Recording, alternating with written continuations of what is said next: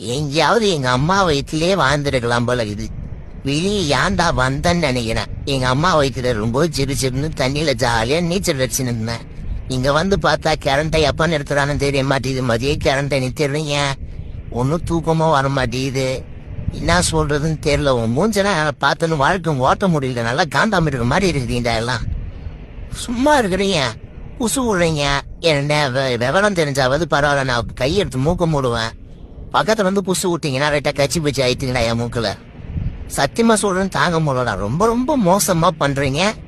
இதுல இருந்து அசீகரம் விடுப்பான். எங்க வளர்ந்துட்டாவது பரவாயில்ல, என்ன பண்றதுன்னு தெரியல. ஏன்டா வெளியே வந்தனே இது. கடவுளே, அடுத்த ஜென்மத்துல எனக்கு ஒரு 20 வருஷம் வயிற்று உள்ளே இருக்கிற மாதிரி ஒரு ரெடி பண்ணி கொடுப்பா. இங்கெல்லாம் நம்மளால காலத்தை ஓட்ட முடியாதுப்பா. எங்கேயாவது எங்க அம்மா வயிற்றுலயே வாழ்ந்துருக்கலாம் போல இது.